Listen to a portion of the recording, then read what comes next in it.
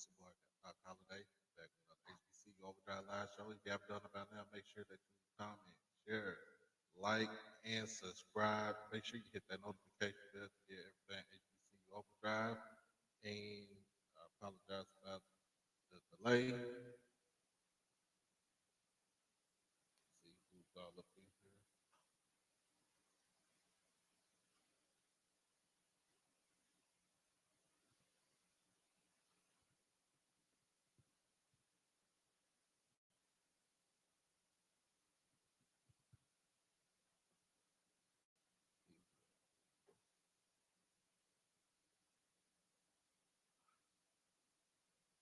I still got an echo. I still have an echo. Hold on.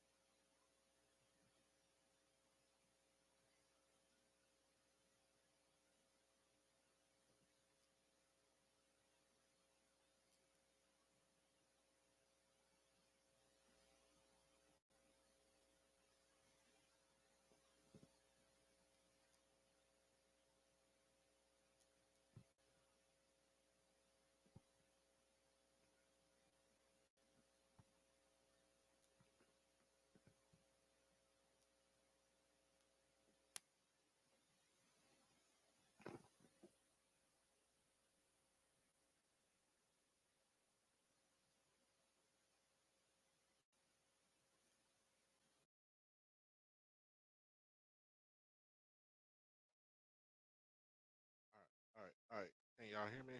Make sure can you hear me?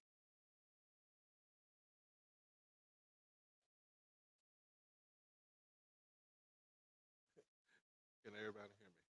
What's good? Lauderdale, what's good? Miss Paris, how you doing? Mr. Hardy? As always, southbound. I got that Echo Fix.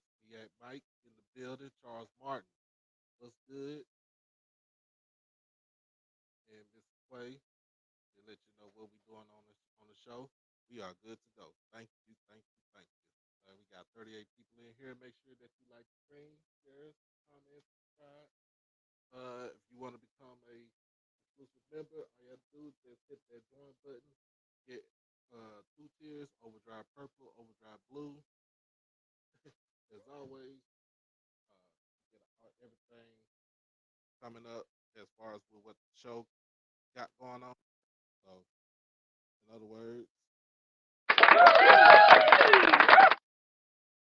see, mic check, mic check, mic check, mic check. We good on the mic check.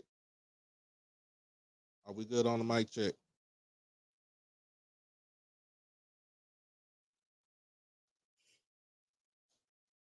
Oh, you know what?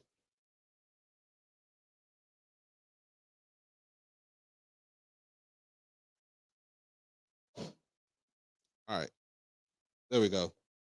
There we go. Oh, I hope you get better, man. You with with the COVID. Get better getting over that COVID, man. So we good now. A little bit more value. Hey, I got all the volume I can get right now. A little more volume. Let me see.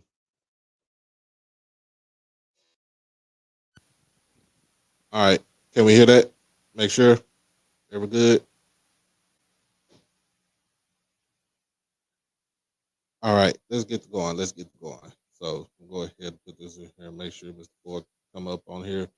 To get the 50 people. We're gonna go ahead and get it cracking. All right. So look, if you don't know, we're gonna go ahead and start it off. So if you don't know, we already got um some fireworks going on, and it has to do with Sam Herder. Sam Herder, who is pretty much FCS, like SCS God. I won't say God, but him and Blue, they are super FCS, the gurus to go to as far as who you want to to get your updates. Just get all your news, your FCS news, football news updates from those two, man. Um, so his he put out his early look at the top 25 preseason top 25. So basically, this is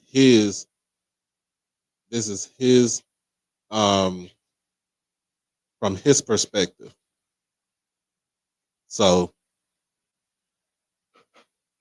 we're gonna go ahead and get this going.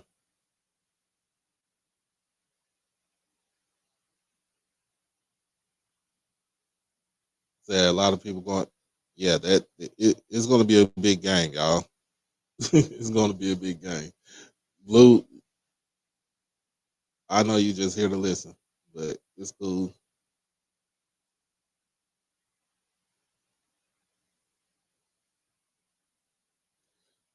What up, Melanator? What's good, man? What's good? So go ahead and get this going.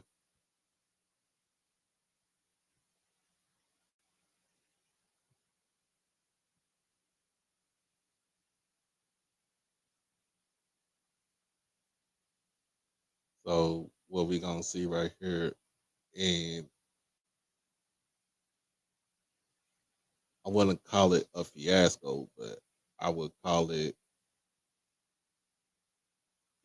the poll is very interesting for him. So let me go ahead and get this going on. Full screen. All right. So I mean, of course, this like I said, this is Sam's take. This is Sam's take. This is not my take. This is not Blue. This is Sam. Blue gonna do his. I think he's gonna do his sometime this week. Uh, so of course, uh, South Carolina, not South Carolina, South Dakota State, North Dakota State going 1-2. Montana State is at 3. Holy Cross, he got them at 4. Furman at 5. Idaho, which was an FBS school at one point in time, they moved down. They to FCS. They are at 6. William and Mary coming from the Colonial that at 7. Sanford from the SoCon is at 8. Incarnate Word, Southland Conference. They are at 9. Sacramento State from the Big Sky is at 10. SEMO, Southeast Missouri State. Um, they are at 11, who they pretty much obliterated everybody in the OBC. Number 12 is Weber State. And basically, they are coming out of the Big Sky. Also, number 13 is the reigning defending MEAC champs and reigning defending undisputed HBCU national champs, North Carolina Central. They are at 13. 14 is New Hampshire. 15 is Montana. 16 is North Dakota. 17 is UC Davis. 18 is Southeast Louisiana. And then here we got here at 19 is Jackson State. All right. So we're not gonna stop there, but we're gonna keep going. 20 is Mercer. 21, he got Youngstown State. 22, Northern Iowa. 23, Delaware. 24, Gardner Webb. And at close it at the bottom at 25 is Florida A&M. He also has some considerations for other teams to actually get into the poll, which is Abilene Christian, Chattanooga, Eastern Kentucky, Elon, Rhode Island, and Richmond. And if you see, basically, is North Dakota, North Dakota State, South Dakota State. That's the Missouri Valley, Montana State, Big Sky, Idaho, Big Sky, Sacramento State, Big Sky, Weber State, Big Sky, UC Davis, Big Sky. You have North Dakota, who's Missouri Valley, Montana, Missouri Valley. No, Big Sky. Montana's from the Big Sky. You got a couple of a couple of schools from the Southland Conference in UIW in Southeast Louisiana, Youngstown State, Missouri Valley, Northern Iowa, Missouri Valley, Delaware from the Colonial, Gardner Webb, who is now in the Ohio Valley, where basically they merged the conferences, y'all. Ohio Valley and the Big South merged the conferences. That way, the Big South can keep their automatic bid to the playoffs. But as you see, North Carolina Central, which is deserving to be number 13, they only lost 2 games. And also they won the Celebration Bowl. They had I would give them this. They had a good, decent schedule. But come on now, we ain't gonna get messy now. You ain't gonna get messy. But here's the debate. Y'all. A lot of people say on Twitter, a lot of people went bananas. And one person in particular, Mr. Campbell, aka the Bishop, he went bananas as far as why Jackson State is ranked ahead of FAMU. Now, I can probably give my 2 cents on it. I'm gonna say it just like this: you're going back from last season, of course. You're gonna go back last season. Gonna go record wise. You're gonna go overall record. You're gonna go conference record. You're gonna go starters you lost on offense, starters you lost on defense, what you bring back on offense, what you bring back on defense, and what is the reputation for the school. This is just some things that they go and kind of pretty much their eye test. And I figured, and I'll be honest with you. I'll be honest with you. I thought his rankings was very accurate to the point where it was strong enough to where you can have a debate. Why FAMU is at 25? Why is Jackson State at 19? Why is Central at 13? And if you want to go through the whole thing, we can go back. Why is Sacramento State at 10, which I would have put them in a top 7 to me, because they were on a verge of meeting up with either South Dakota State or North Dakota State in the semifinals so they can get to the championship. And remember, um, in it's quarterfinals. Remember, I think UIW, if I'm not mistaken, they beat them. So, and the rankings are fair, y'all. The rankings are totally fair. Um, so you have all those factors, y'all. You have those factors. Basically, what you're bringing in as far as for a recruiting class, what you lost. So now, the thing about this now is because you had the transfer portal, everybody's on a everybody pretty much is on the level on an even playing field because if you losing people, you got to go and recruit 2 times more people to try to fill in that depth chart to the plug in the bodies. Um um do I think North Carolina Central could they people say North Carolina Central should have been a higher? I said no. My whole thing is no, they're where they are. They're where they are. You're coming from a 16 MEAC conference. You other than your out of conference schedule, you lost to Campbell. And the other game, I forgot what's the other game that they lost to. Um, who they lost? Somebody is on the tip of my tongue, but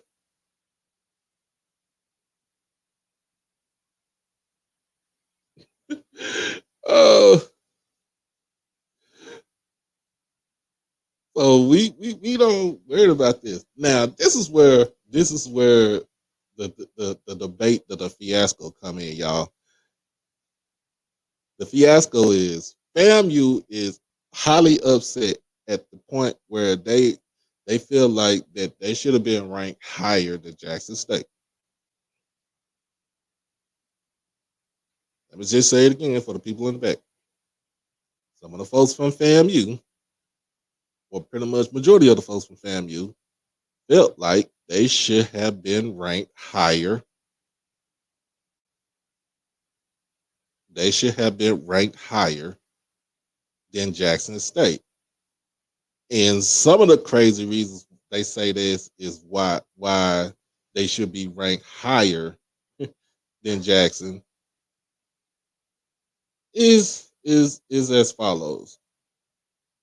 The first thing they're gonna come up with is, well, you're losing all your star players from last season's team.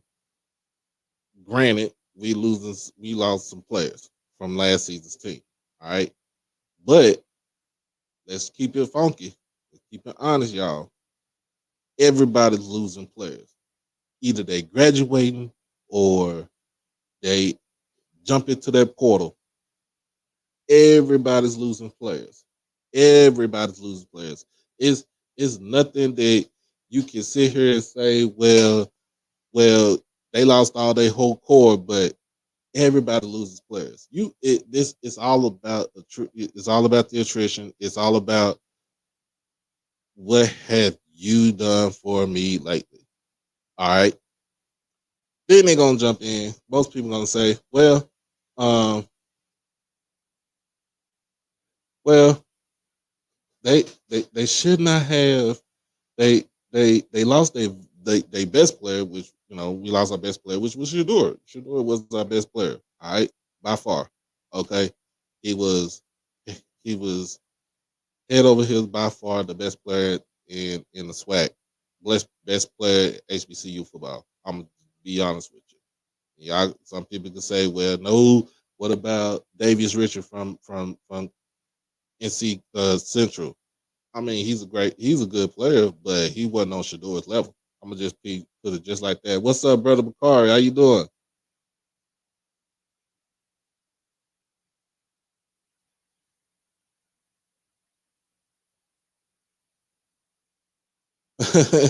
Zach Calzada, and that's the transfer from Texas A&M quarterback.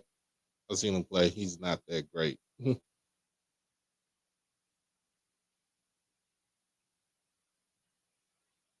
Oh, Melvin, I ain't gonna forget about Travis. Not gonna forget about Travis. Travis is up there. in the upper echelon as far as being one of the great players that came from Jackson State, other than the fact that he only played 6 games last season. All right. Um, but you have to go and just look at what you know what I'm saying, what you lost, what you're bringing in. Of course, your schedule. That's another thing right there. Your schedule has to be pretty much up there also. So a lot of people, to me, I'm gonna just be honest with you. I'm going to just be honest with you. Uh, you're not going to you're not going to be able to just say, well, we should be this, we should be that. No, it's not even going to do that. It's not even going to do that.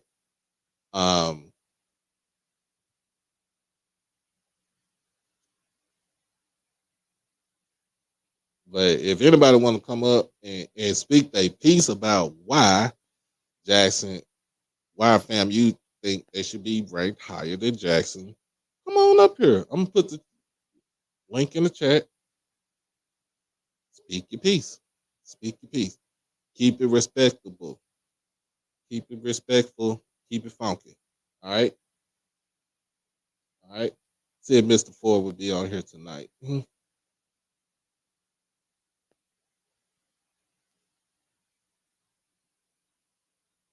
Let's see. Uh,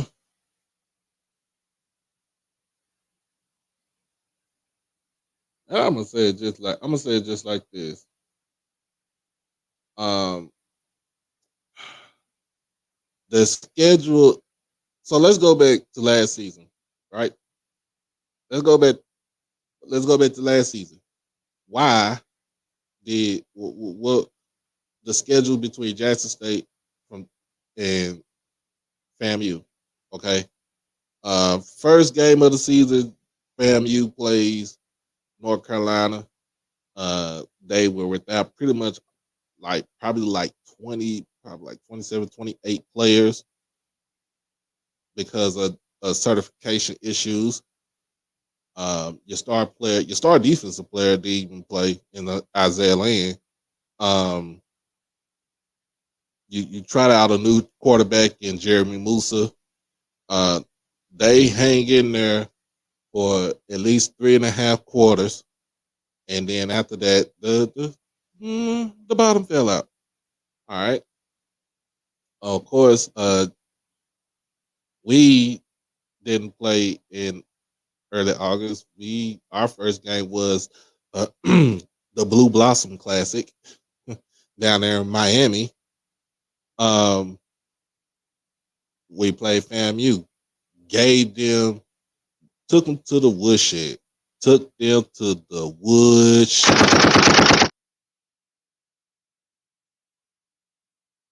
A 56-point beating, beat them 59-3. FAMU starts out 0-2. We start off 1-0. All right. Our schedules after that Jackson State game, pretty much our schedule was favorable. Everybody's both schedules were favorable. Okay, uh, FAMU got past their hardest, the two hardest tests that they had on the schedule. Plus, and Jackson State, we came in, we dominated. They came in and dominated the game from start to finish against FAMU, and after that, the rest of the schedule sat real nice for Jackson State, of course, to easily go undefeated.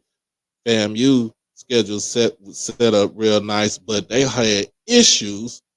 Uh, they had issues, especially with their running game, and still those players that was lost, um, for that was decertified. So those was the issues right there.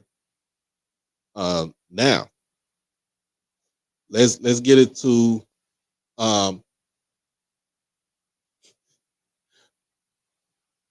we didn't have a celebrity head coach, bro. I didn't care. He can coach a damn cow. It still wouldn't matter. What's going on, Brian? I got the link in there I got the link in the chat for you, man. So you come on up. Let me see. All right. So the players that came back, okay. Far as FAMU goes, it pretty much brought back almost everybody. They pretty much brought back everybody. I mean, you brought back your starting QB. You brought back you brought back your core, your running backs. You brought back core your offensive line, except for one. Your receivers, you lost one in it, Xavier Smith. And as always, what's going on, Brian? What you doing, my brother? How are you? I'm doing good. Yeah, man. You know, I'm seeing Doc all over the place now. Doc, you're hotter than monkey grease, man. You're all over the place, my brother. Man. Jeez. I have to make a reservation for Doc. Here you go. Oh man, big ups to you, brother, because I know you're grinding and you're putting in the work, man. You are putting in the work. Thank you, man. And we got my guru over here. How you doing, Mr. Ford? Hey, how's everybody doing? Hey, Mr. Ford, how are you, sir? All right, how's it going? Very well. All right, Mr. Ford. People want to know, and everybody wanted to know from Monday night. What was you eating Monday night on the show? While we was on the show Monday night? You know what? Let me apologize. I didn't even know y'all could hear me. You good? What was it? Oh man, what did I have? It was rice, some greens. Oh yeah. And I'm trying to think. Was it chicken? It was chicken, baked chicken. Baked chicken. Ooh, yeah. Everybody was in the chat was like, Mr. Ford got some smoked neck bones. He got some. I can't eat pork now. I can't eat pork now. I can't eat pork. Can't eat the shrimps. I can't eat the seafood. I can only eat the fish. Yeah. Oh man. So Doc, Mr. Ford was putting down, was he? Yeah, I was, man. I come in late from school. Yeah, I was. He came in late, watched the game. He was on the show. Hey, I know I can't speak for myself because I knew I was munching on live too. So my bad, y'all. Yeah, me too. I'm sorry. I didn't. When I went back to hear the show, I said, "Oh man." Yeah. Trying to do too many things at one time. Hey, Bishop, look, don't charge it to my head, charge it to my heart. No, charge it to myself because I was hungry, bro. I was too, man. I got home from we going through the testing period. You know, I'm middle school, and last 2 weeks, man, we just we call it the Georgia milestones. So they have to be tested in every subject. Oh, okay, yeah, that's the same thing that's going on here in Texas. So yeah. So this is a hectic 2 to 3 weeks. So, Eric, I'm about to get you, and I want to see if Mr. Campbell gonna come on here because I want to give your input. This is from Sam Herder. You know Sam Herder. He's That's Hero or that's Stats. Mm-hmm. Yeah, and he's the guru of FCS, him and Blue. So I read Sam a lot. So he put out his thought about top 25 for this coming up year, and it's an early preseason poll. So, of course, the two schools that actually played in the national championship game, South Dakota State, North Dakota State, they won it too. That don't miss nothing. You got, like I said, you got Montana State at number 3, Holy Cross, Furman, Idaho, William and Mary, Sanford, and Carter Word, the Sacramento State. That round out the top 10 right there. That sounds good. SEMO at 11, Weber State at 12, North Carolina Central Right. at 13, so which they deserve to be at 13. Right. I give them that. Right. New Hampshire at 14, which I would drop New Hampshire a little bit because of the simple fact that when Central went up to New Hampshire and beat the dog best out of them, Yeah, they beat the tar off them. I don't think they need to be in the top 25, but they did recover. They did go to the they went to the playoffs. Right. Montana at 15, North Dakota at 16, UC Davis at 17, Southeast Louisiana at 18. Now here you go. Jackson State at 19, Mercer at 20, Youngstown State 21, Northern Iowa 22, Delaware at 23, Gardner Webb 24, and coming in at number 25 is Florida A&M. Now, here's the big argument, right? Here you go.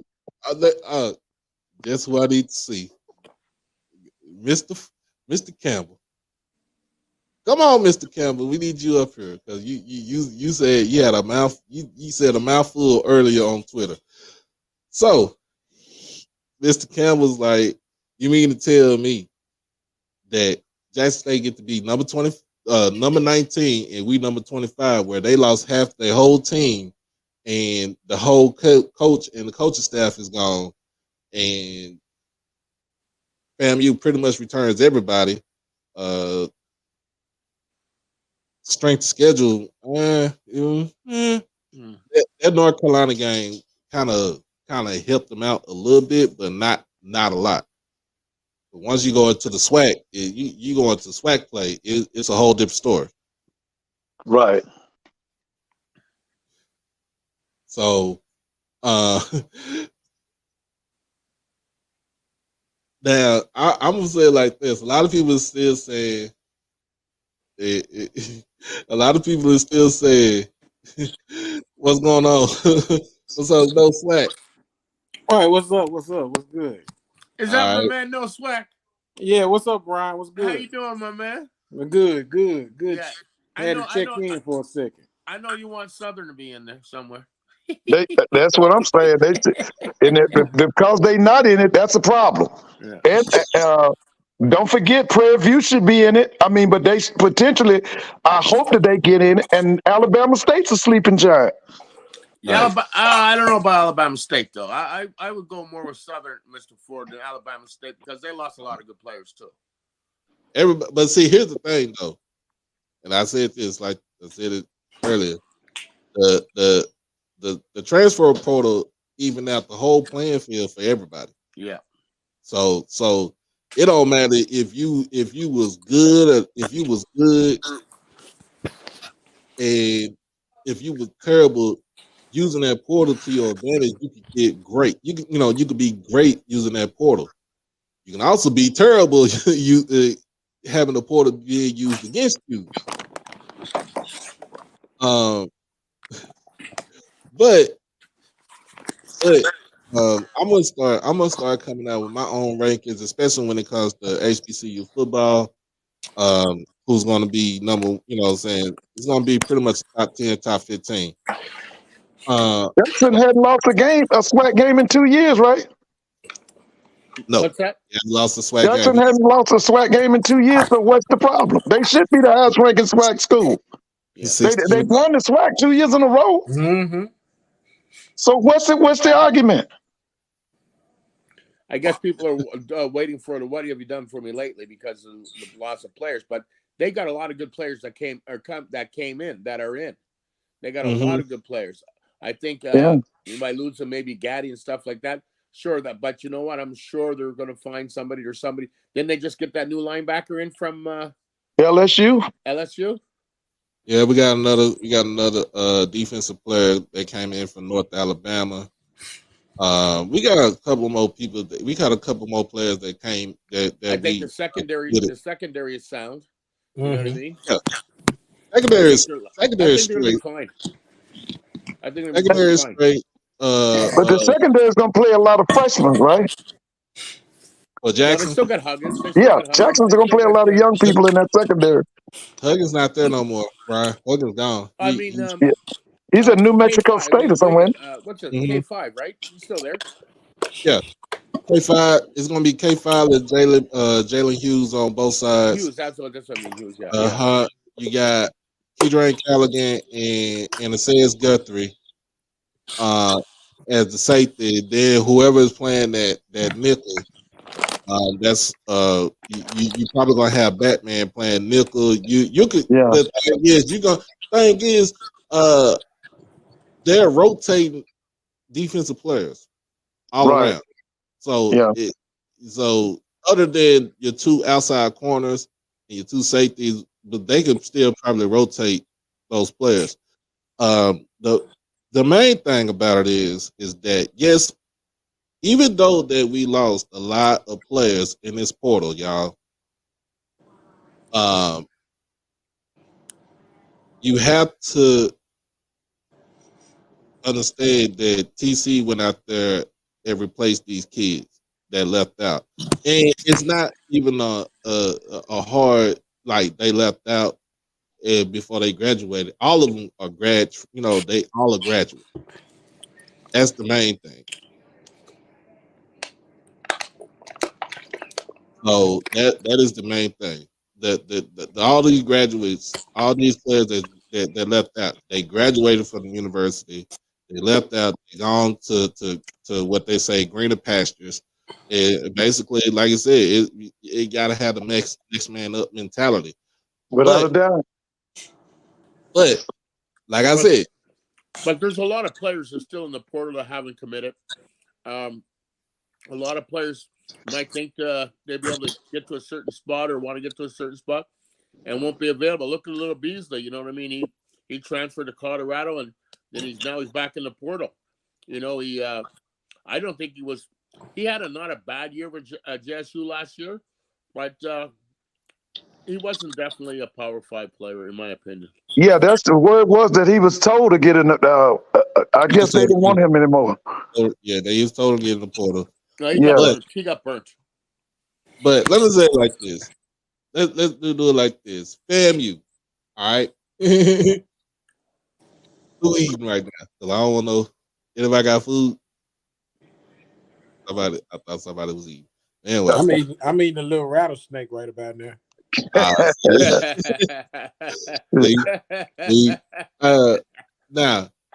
I say it like this. FAMU, you other than losing Xavier Smith and Isaiah Lane, you just lost who was that? The defensive end. Defensive end went into the portal. Yeah, right. Stevens, what's his name? Stevens? Yeah, Omari Stevens. Yeah. I think it's Jacksonville. Yeah. Then you lost your best offensive lineman in Cam Colvin. He gone. But you now, like I said, you do return Musa. You return you return some running backs. You got some more running backs. You replaced Xavier Smith with a couple of more good receivers. Your defense, the thing was you had a short defense, but let's get to the elephant in the room. That schedule. Well, before you get to the schedule, now, according to the alums up here, FAMU alums up here, the offensive line is supposed to be better than it was last year. Now, that's what they're saying. They feel that offensive line would be better than it was last year. I wonder if the offensive play calling would be better than last year. The play calling was terrible. Yeah. I just thought they just spent too much time trying to ground game. You know, they look for they didn't spread the wealth around as far as the receivers. Everything to me was directed at X-Man. Yeah. And I still say that kid, the kid from Atlanta, he plays the wide receiver. He's a wing tight. It's a waste of time. You know him, Manigo? I think it's a waste of time to have Manigo out wide. He's a wing tight. Now, a lot of that here, I'm gonna be honest with you. Damn, you should have been no lower than 20. I'll give you 22. I'll give you 21. The one that should have been 25 to me would have been Gardner Webb. They lost almost everybody. Yeah. They lost pretty much almost everybody, but I don't know how they did as far as their recruiting goes, what their schedule gonna look like for this season. But they won the Big South, right? Won the Big South. Yeah, and they beat A&T up, so they probably got points for that. Now with that's what that would be my only kicker on that. Like I would move FAMU down up to like 22, 21. It would to me it would only be fair. But I think they're going off with, and then I think part of it is that schedule that they got too. Like I said, the schedule. So you saying that they should have a higher rank because of schedule or lower rank? Well, I think the ranking is where it's at because of their schedule for this Their season. schedule with the two D2 schools? Mm-hmm. Okay. What D2 schools they play? West Florida and Lincoln University from California. West Florida like a FCS team in disguise, honestly. Yeah, they won the D2 championship a few years back. Mm-hmm. The Lincoln one, I don't understand. I don't understand why Lincoln is even on their schedule. That's not fair to the season ticket holders. That you don't pay that you don't become a season ticket holder to go see no Lincoln. That's ridiculous. That West Florida game, that's gonna be an interesting game. Yeah, I think that'll be an interesting game too. Yeah. Yeah, it's gonna be an interesting game. I don't know what they need to put them away early. They need to put that. They don't need to play around with them like they did Albany State last year. Because I'm telling you, the first half, Albany State dominated the first half. Yeah. They need to put them away early. Yeah, so that's Lincoln, California. They are doing the SWAC. They doing the SWAC tour. So man, that's awful. That's the reason why they got them on the schedule. Also, I'm gonna just say it just like this. They still got to see each other. They still got to see each other. Second game of the season.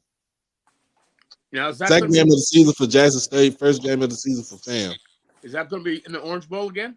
Yeah. We call it's it Orange Blossom Classic. It's the Blue Blossom Classic, Mr. Ford. Get it straight. It's the Blue Blossom. So, that's the thing too. They play each other September the 2nd. So I got a question about that West Florida game. Is that like is that homecoming or this is a regular game? That's a regular game. Yeah, because I'm surprised they even took that game. Because I wonder what the payout for them on scheduling West Florida gonna be.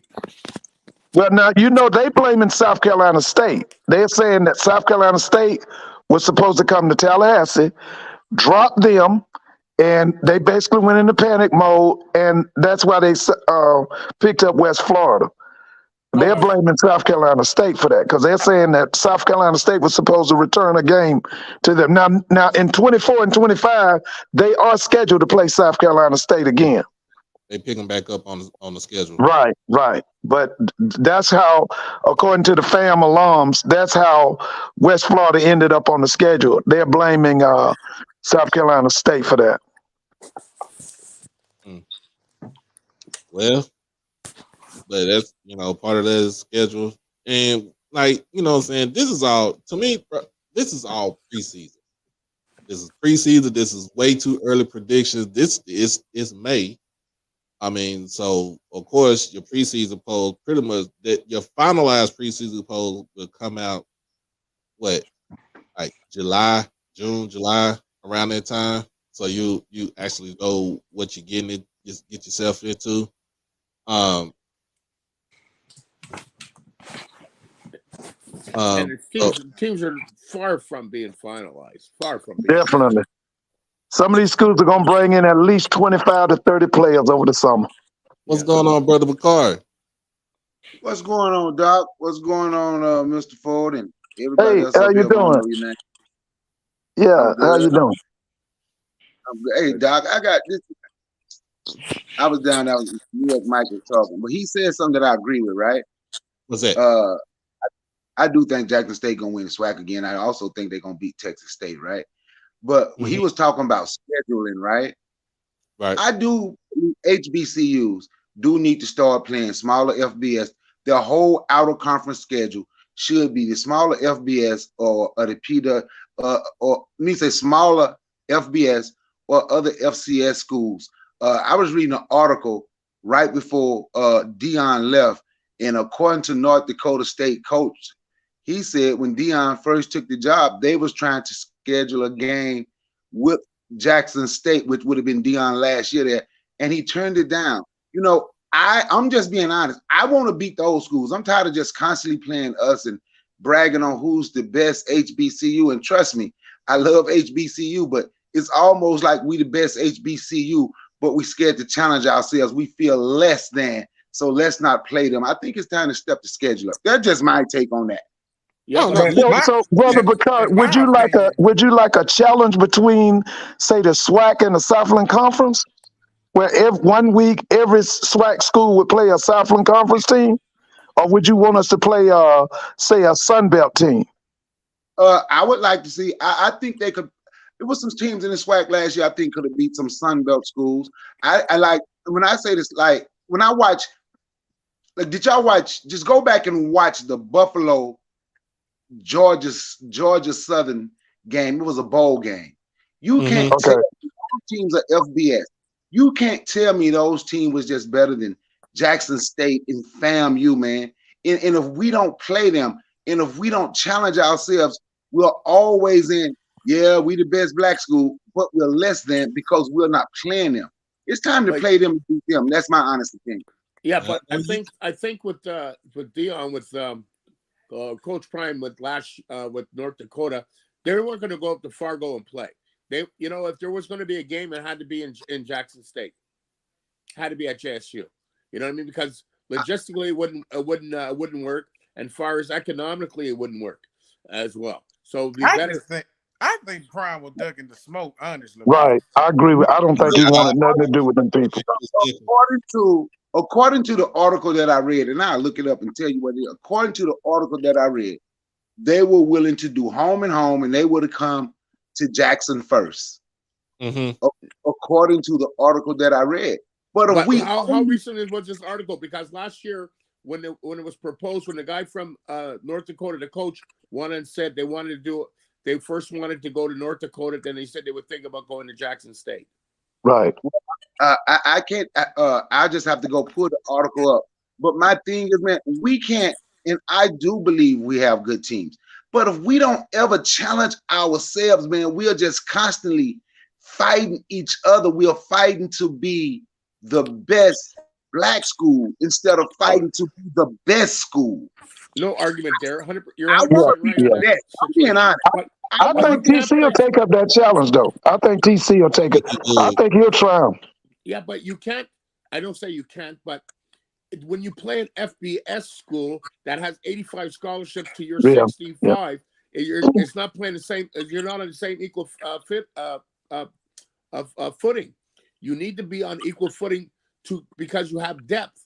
And you know what? You would never get on equal footing if we keep making excuses saying we're not on equal footing. That's an excuse. That's an excuse. We are running away from the challenge. Can I say this? Can I say this? Jackson State will beat Texas State this year, and I'm going out on a limb. All corners going to be Southern. If you don't play them, if you don't ever play them, sometimes you got to play them. So what? Would have beat what was it? ULM they played if they had any kind of field goal kicker. They would have won that game. Can I say this? I think if they kicked out of the game, they would have beat them. Listen, I think that the natural rivalry for Jackson, as far as outside of our conference, is right there in the state of Mississippi. Jackson got to jump on Southern Miss. Right. They got to do it. They got to jump on Southern Miss. And it's got to be home and home. If it's not home and home, let's look at something else. But Jackson has to bring Southern Miss to Jackson, and if Jackson would go to Hattiesburg. But Jackson got to deal with Southern Miss. That's not, like you said, Doc, that's the elephant in the room. Yeah. Oh yeah. Jackson got to I deal agree. with Southern Miss. They got to collide. They got to. It needs to be. It needs to be a date set on that. It got to. But I Yeah. know they got it. I think they got it later on down the line as far as when we had non-conference. But But they got to I come get up here, man, one time.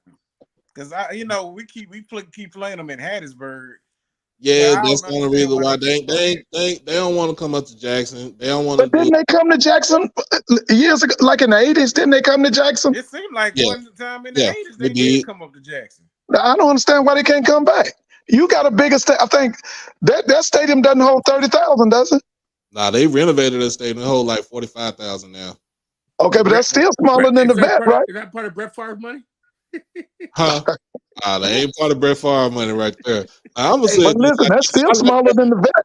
Yeah, they smaller Hey, than the vet. I Bluebird, like the idea that you put out there, Mr. Ford.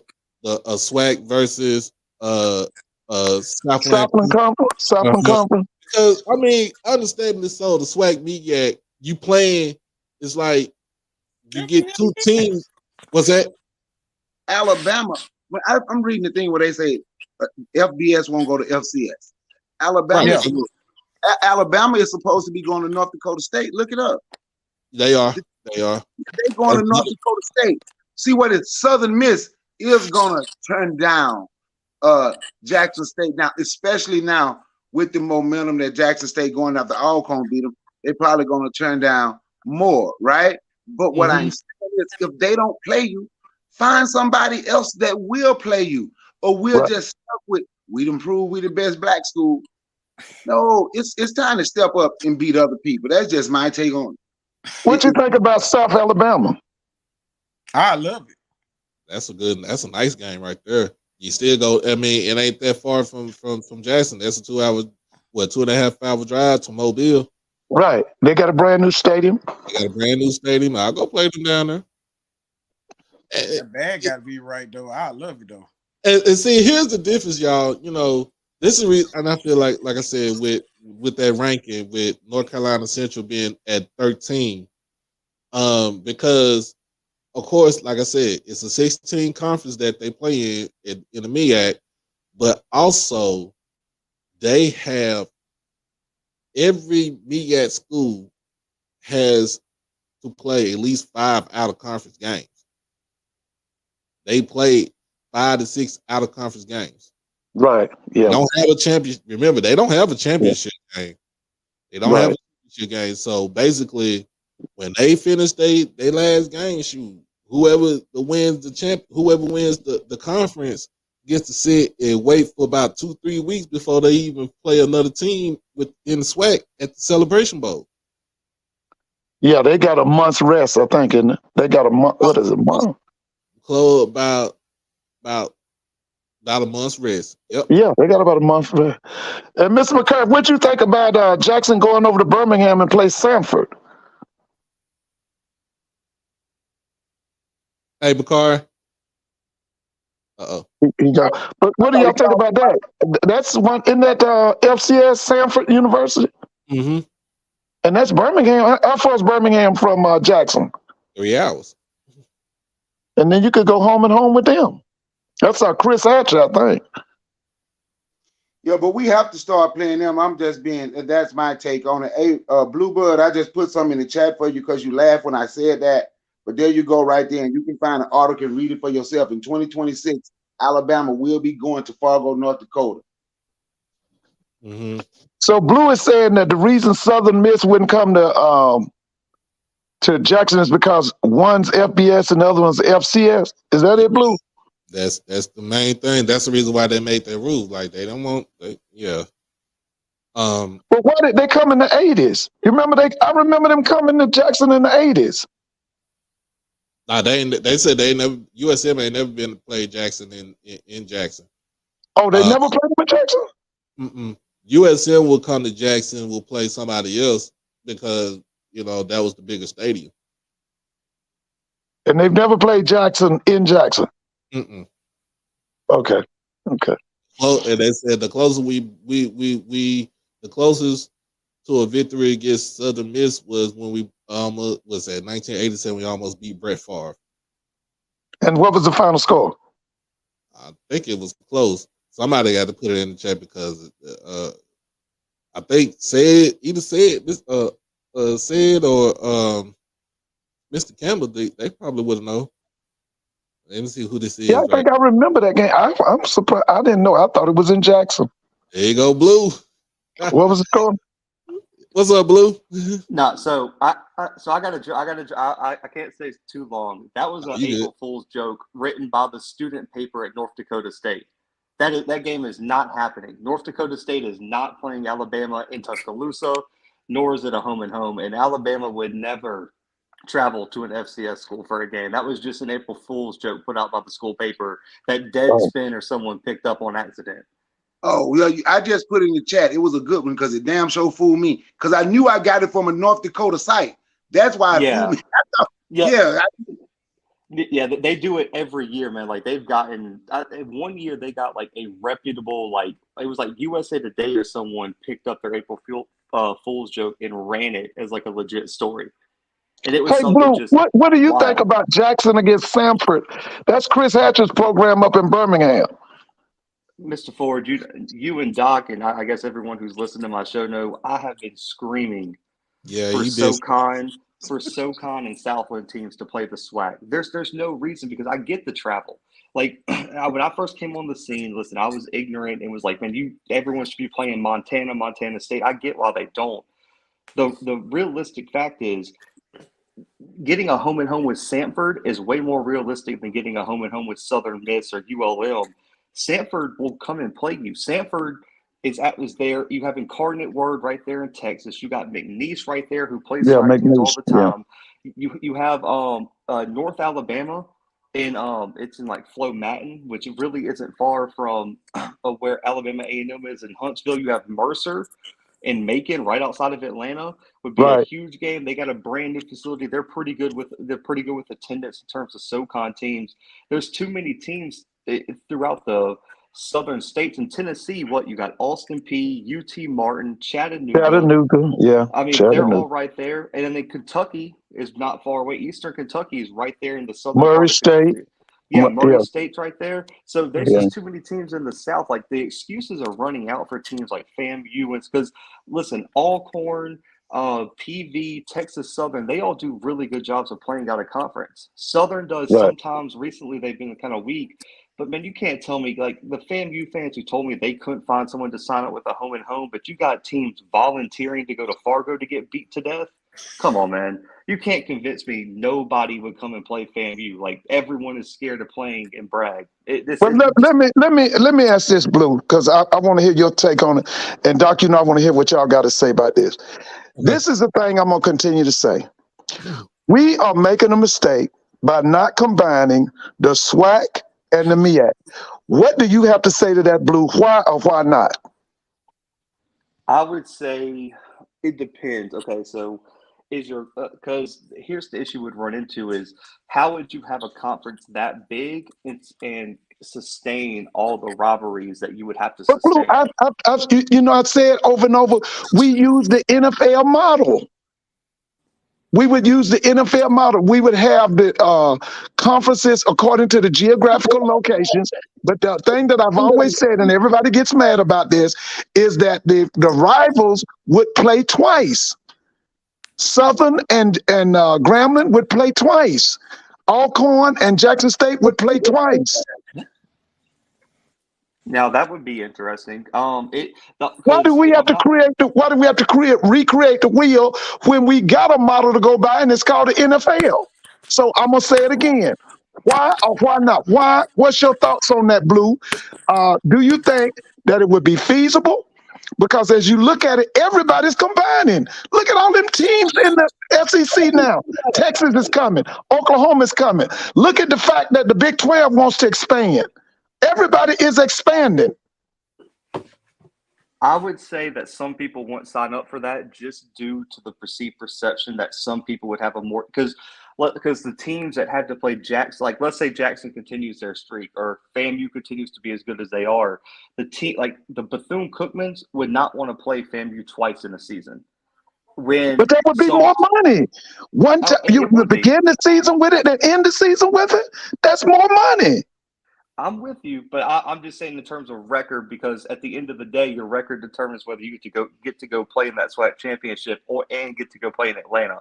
So what's is it? Would you rather sacrifice that for a quick check during the regular season, or I think what you would have to do if you're really going to make it work, Mr. Ford, just in my opinion. Now that's an option. I think you would have to schedule the divisions or the pods or whatever it was. You would have to have the natural rivals in the pod with each other. So, like in the SEC, you can't have Auburn and Alabama not in the same pod. They have to be in the same pod. So you need to figure out, like, FAMU, Bethune have to be in that same pod. You have to have, I mean, who else do you want to throw in there? I think even all Grambling and Southern play twice. Alabama State and Alabama A&M play twice. Yeah, so you would have to have all those in the same pod, and then you would rotate like the SEC does, where you have a rotating set of 3 out-of-conference games each year. So that way you make sure everyone plays everyone. I think the model that the SEC is going to is a little bit more feasible than playing everyone twice, even though it'd be more money. What the playing twice would do is pretty much saying, as the two D1 HBCU conferences and all these universities outside of A&T and Hampton, who are now in the CAA, we're just saying we are completely separate from the rest of FCS. We don't care about getting it. We don't care about getting in a large bid for our second place team. Anything. We're just going to do our thing, play each other twice, set up our own model, have the SWAC championship, the Celebration Bowl. But I do think if you went your route, you could have a legit HBCU playoff, which I know is something a lot of people want to do, where, the first 2 rounds are home games, where you have the first place team, and, people talk about first place team in the SWAC play the 4th place team in the MEAC, and then vice versa. The first place team in the MEAC play the 4th best team in the SWAC, and then the winners go to the Celebration Bowl. I think if you combine them, it would make it a lot easier to organize a playoff across both conferences like that. So now, Blue, when you say HBCU playoff, are you including CIAA and SIAC, or are you just saying MEAC and SWAC? So I might be biased, and I don't know, because listen, I'm not necessarily, I cover FCS football, but I'm not necessarily in like covering all of HBCU football, because I really don't watch D2 football that much, to be honest, outside of when it gets like the final 4 teams. But I would say no. Okay. I don't think you include the D2 teams. Now listen, there are some people who cover D2 football that might hate me for saying this, but why do you want to see Jackson play D2 teams in for a national championship in HBCU football? Well, does that really get people excited? No, you're right. Yeah. The last time we played the D2 team in Jackson State, we lost to them. Tuskegee, wasn't it? It was Kentucky State, right? Kentucky State. With that wishbone. It was a terrible game. That was up in Indianapolis at the Lucas, wasn't it? Lucas Oil? Yep. Yeah, I remember that. I watched that game. I'm not saying there aren't D2 teams that are good enough to compete. Just like we all know there are FCS teams good enough to compete at the FBS level in terms of group of 5. Like we know that you could probably, like I told people, you could take the top 15 FCS teams that finished in the final poll. They would have competed for some conference championships in group of 5. I really do believe that. You see what James Madison did. The D2 teams could compete. I just don't think monetarily it would add any value to that HBCU playoff to include D2 teams, just because just like we know, no offense, I don't want to really piss off these fan bases, but I'm gonna say it. How bad would it be for the Celebration Bowl if UAPB and Alabama A&M made the Celebration Bowl one year? Woo! Like I'm sorry, I get how great the Celebration Bowl has been viewership wise, attendance wise. That would be terrible for the branding of the Celebration Bowl for those 2 teams to go.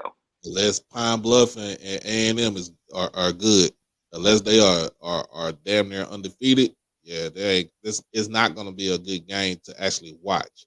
It's not, as far as to watch it, as far as to go to it, it's not going to be good. As far I understand what you're saying. It's a terrible. Well, Blue, let me ask you this. Can I say something? Yeah, go ahead. Say no to an HBCU playoff. Why are we settling to just be the best black school? No HBCU playoff. No, you want to play everybody. If we are settling, there's no need for us. Look, me anyway. This is just how I think. There's no need. I want If you want to be the best, you got to play everybody. We tired of just playing same people over and over. We never step out and challenge ourselves. So we gonna play all these schools, then set up a playoff where we play all the same schools again. No. We got to play other people. We have to be able to beat them. If we don't think you can beat them, just say you don't think you can beat them. That's easier than to try to dance around it and say, create an HBCU playoff. I believe there's some HBCU schools that can compete and win. But if y'all don't feel that, if we don't feel that way as a group, let's just say we don't feel that way as a group and we should only play HBCU. Then well, Brother Picard, do you want to cut out the Celebration Bowl? No, who said? I didn't say anything about cutting out. No, I'm just asking. Do you want us to cut out the Celebration Bowl? No. Okay. All right. I see what Roberto Picard is saying. I just wanted to just throw that question out. Yeah, I see what he's saying. Like I understand too. Everybody in the HBCU world, everybody in the SWAC and the MEAC, we need to stop. I mean, well, it's not in the MEAC because hell, they schedule the way that they schedule their out of conference team, schedule is ridiculous. For the SWAC, we talk just about the SWAC, right? We have to stop ducking the smoke. That's what he's saying. That's what right. I get him. Yeah, I understand. And let's just say it like this. Okay, let's say for example, all right, Jackson State goes to, we win the whole conference. We go to the Celebration Bowl. Let's just say I'm putting out there. Let's just say Grambling was the second best team. Well, Grambling can't go. Let's just say Prairie View was the second best team in the conference. And they have they have quality wins against out of conference opponents. They competed well inside of the conference. Can they get that at large bid to the FCS playoffs to have some sort of representation of the HBCUs in the playoffs? I know a lot of people gonna say that we don't care about the playoffs because, in a sense, until FAMU got up in here, we had not sent a team to the playoffs in like over 25 years. You gave it up in 99, right? Wasn't it 99, yeah. Yeah, we gave it up in 99. 99. And so I'm saying just like this. I'm willing to see us play, like you said, a group of 5. You know what I'm saying? Even some FCS teams in like you said, the Southland Conference. Hell, I would go to what's the new conference name that they just named? It was the old ASUN WAC. It's the United Alliance Conference. Yeah, the United Alliance Conference. But that, if I'm not they're rebranding, but they got denied on a lot of different stuff. I will say though, there's a difference. I think I think the HBCU playoff is popular among people because they feel like it's going to be more financially, I would say, beneficial for HBCUs, which are probably right because the FCS playoff. Listen, I'll be honest. There are a lot of people across the FCS that are going to put pressure on the NCAA after this contract runs up. I think it's 2025. They're going to redo the whole structure of the FCS playoffs to make it more financially beneficial. That's what they're going to do. Remember, Sam Herder said it's a waste of time. Yeah, Sam Herder said the FCS playoffs is a waste of time. But Blue, before you go, I got 2. This is the first one. From a scale of 1 to 10, what do you give the SWAC office? The second question, if you had to write an improvement list for the SWAC office, what would be on that list? Listen, I don't duck questions, but listen, man, I'm a football guy. I don't like to speak about business just because that's not what I do. I literally just cover football, so I'm not going to speak about all the TV deals, everything like that. I think there's a balance between what everyone wants because everyone's arguing about out of conference FCS playoffs. I don't even feel like I don't like the Celebration Bowl is perfect for the model. I just think what fans want to see is if you're not going to participate in the playoffs, there's nothing stopping you from scheduling these teams during the season. Like Okay. at the end of the day, that's the balance. Is you play the Chattanoogas, the Austin Peays, your regional home and home FCS opponents, and then you go to the Celebration Bowl, and it maximizes your earning potential across the board. The issue is you got FAMU playing Lincoln, which it was like barely a sanctioned program. Right. And then you combine that with playing an in-state D2 school that's not even an HBCU. Yeah. That's where the issue comes in, because the argument is we don't need to play these other schools and put money in their pockets, but you're putting money in a D2 school that's not even that doesn't even support what like this quote unquote mission statement is about not playing out of conference games. So you can check off all the boxes in terms of strengthening your schedule, and then you keep the Celebration Bowl and everything's fine. And I still think, there's got to be something worked out for the Celebration Bowl. I know the whole panel thinks that, the MEAC has to play more games or something. Like, you can't have a month and a half break walking into the Celebration Bowl after the Swac just had to fight through the Swac championship. Right. That's probably something Yeah. I would look. Yeah. I would look for some sort of improvement. But I will say with the Celebration Bowl, 2025 is going to be crucial for how the SWAC and MEAC negotiate. Because if you guys didn't notice, you remember how they expanded the FBS playoffs, the college football playoffs? Yeah. Those first round games are being put on the exact same weekend as the Celebration Bowl now. There's going to be one game on Friday night and then 3 games on Saturday.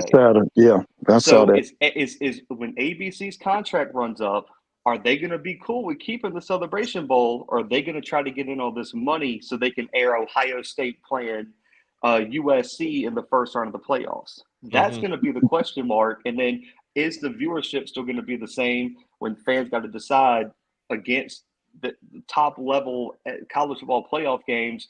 Is everything going to work the same? So there's going to be a lot of decision making and negotiating come whenever this contract runs up for the Celebration Bowl.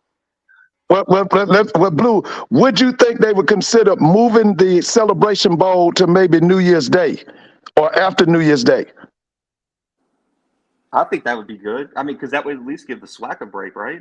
Because the SWAC championship's the first week of December? So do it the week after the holidays. So whatever, so right around, in between, Christmas and New Year, sometime around that time, right. It would, because you don't want to do it the same weekend as the real college football playoffs. Like, you don't want to go up against the semifinal games. Right. That's the only thing. So would people be okay with having it on a weird night, or possibly, and you can't do it on Sunday because that's the NFL playoffs. So this is the same argument of why people get mad about the FCS playoffs not moving for the Bayou Classic or whatever. Once they expanded, you can't, because are you going to back it into Christmas, or are you going to back it into that jam-packed weekend of NFL playoffs and college football playoffs? That's the question mark. And so I think the FCS playoffs and Celebration Bowl both have huge crossroads that they're going to be approaching in the next few years. It's always going to. So, Blue, you won't give me a number on the SWAC office between 1 and 10. No, because I can only judge them on football stuff. I can't judge them on all the other sports and things like that. And I just don't have the expertise in. And anyone who watches my channel knows I don't like to speak on stuff that I'm not super in the know of. And so I'll leave that to the business professionals. But in terms of football stuff, I would give them somewhere around the 6 or 7 range. I think there's some improvement, but I don't think they're the worst conference I've seen across the FCS. Woo. Yeah. What's going on, OG? How you doing? I'm good. Can you hear me? Loud and clear. All right. A couple of things. And I'm usually on the same page with Brother Bakari. I love and respect Brother Bakari. He's HBCU royalty because his dad filed the monumental case. The Ayers case which was a major case. But I needed to come back on a couple of things. Number one, there's this fallacy that's out there, and it got started by these PWI FCS schools. Okay, if you look at Jackson State's record, season historically, look at the games we played, the games other kids play. Jackson State has historically played out of conference D1 schools. Period. So this whole thing about Jackson State doesn't play out of conference. I've been attending Jackson State games since 1975. I'm trying my best not to use profanity right now. I've been attending Jackson State games since 1975. Rarely do we go more than 2 years. not playing an out-of-conference FCS school. So that's the lie right there about Jackson State ducking anybody out the FCS. That's a lie. And that's a lie that got started by those damn North Dakota State folks because they was pissed off that Jackson State for 2 years was coming in, getting the highlight, and they was flooding Blue Chat and other places because they was pissed off. And then the other SWAC and dumbass MEAC schools started picking up on it, saying that Jackson State, no, go check the damn season. Go check it. Jackson State has never gone more than 2 seasons not playing out of conference games. So that's number one. So we ain't ducking up no damn body, never ducked any damn body. Number two, right? The whole thing about the playoffs, right? And this is what when Brother McCarr is saying, do we want to be just the best of it? No, the SWAC pulled out of the playoffs, not because they were ducking any damn body. We was going every year. We pulled out because no matter how good we would do, we never got a home game. Right. No matter how high we were ranked, we never got a home game. So you tell me, and I'm not putting Blue on the spot because Blue never made this, but I'm asking Blue with his expertise, and I would like for Brother Bakari to come back on and tell me, if I go 25 years, Blue, and I go 25 years, and I'm a high-ranked school, but I never get a home game, why would I continue playing that playoff? Yep. Well, my dogs just went crazy, but I'm with you, and that's why I think I talked just a minute ago. That reform change is getting pushed by North Dakota because they got screwed out of a home game this year, and that's why they're about to redo the entire playoffs. And it's gonna, y'all are gonna be shocked at some of the changes I've heard that are coming. So that's really the only 2 things I wanted to jump on and say. It's a lie that Jackson State and basically most other SWAC schools played. Alcorn has always played out of conference game. Southern, I don't like them, but they've always played out of conference game. Grambling made a living playing out of conference games. So this whole lie is about people saying, well, the SWAC schedule is the SWAC schedule that. No, the bottom line is check any of those SWAC schools, particularly the 4 or 5 top SWAC schools.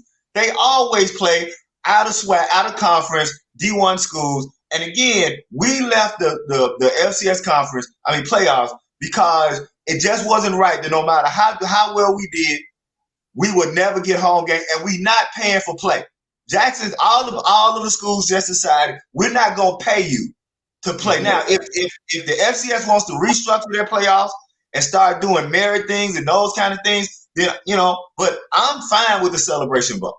I agree with Blue that once the television contracts and how we need to play the game. And the last thing I want to say is this about the 30 days that the MEAC gets.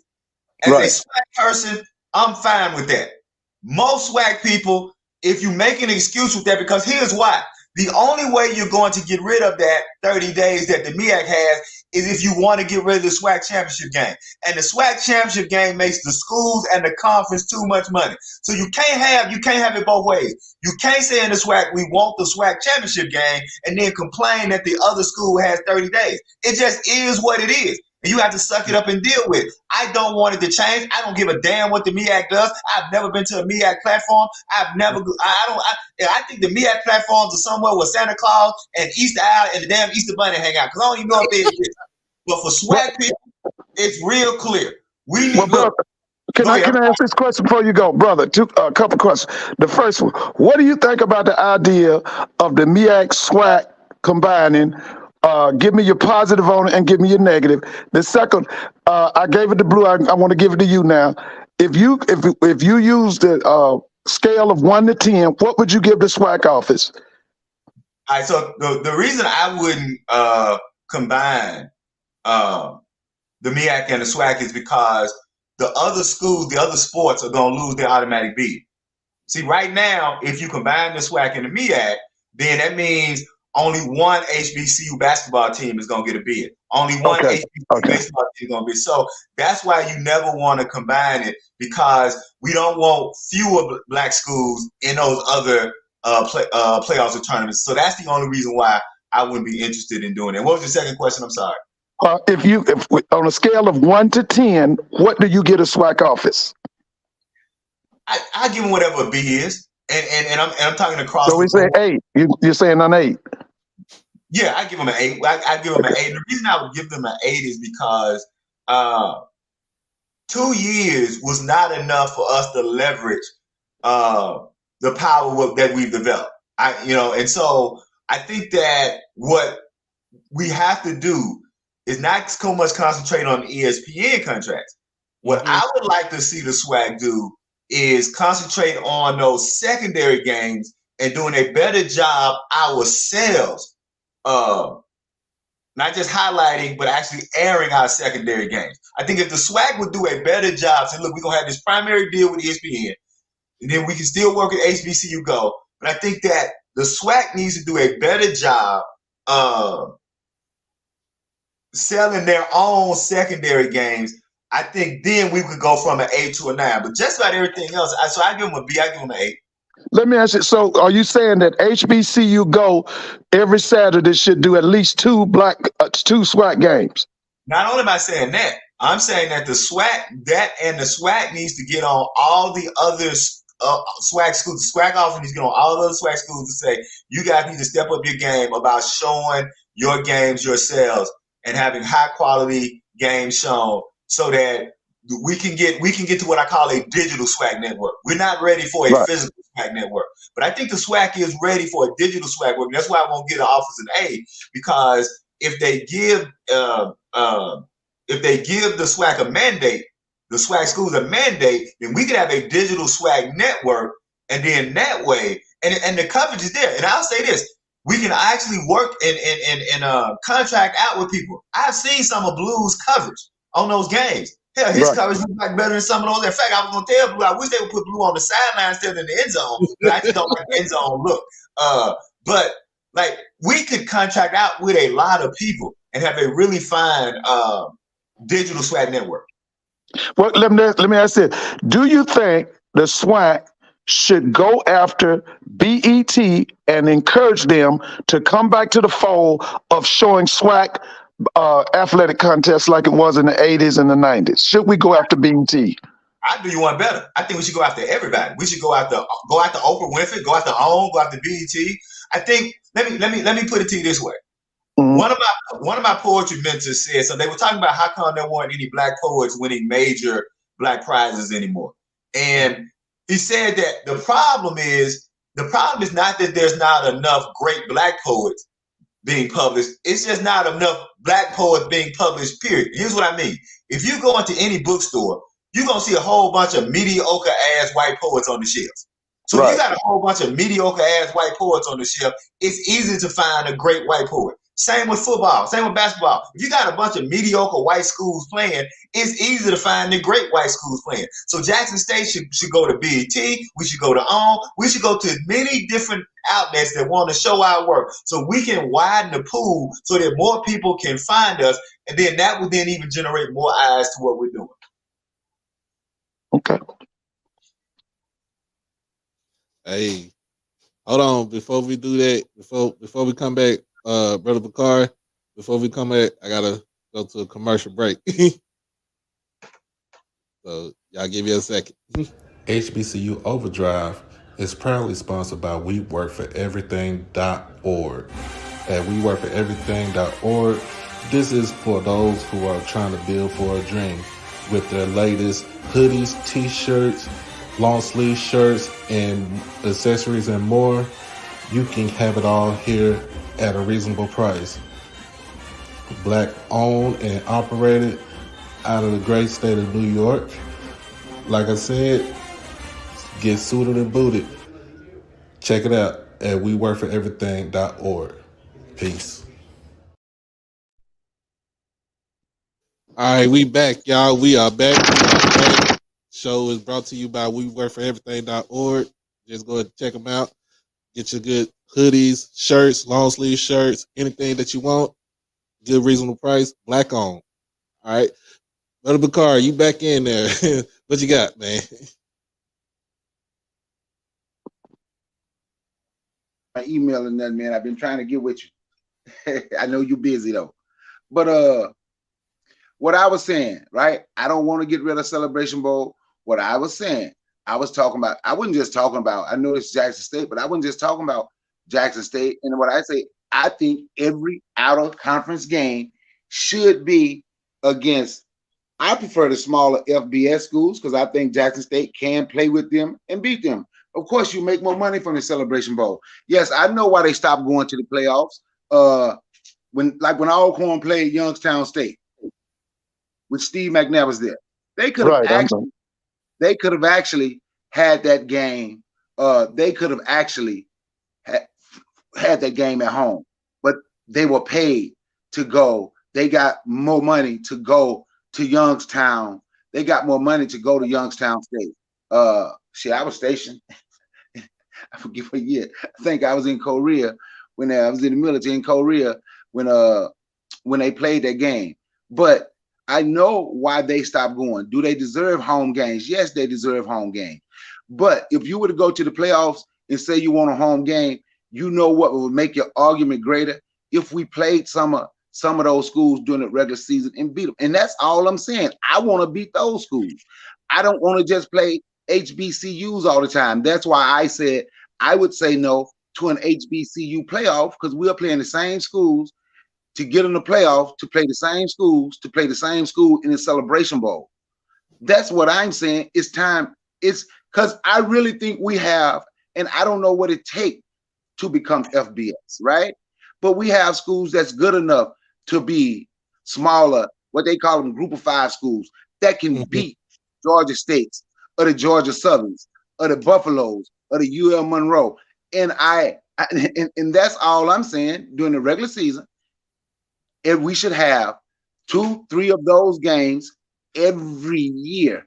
Every year, that's who the schools should be playing those type of schools to beat them, or playing those other FCS schools, right?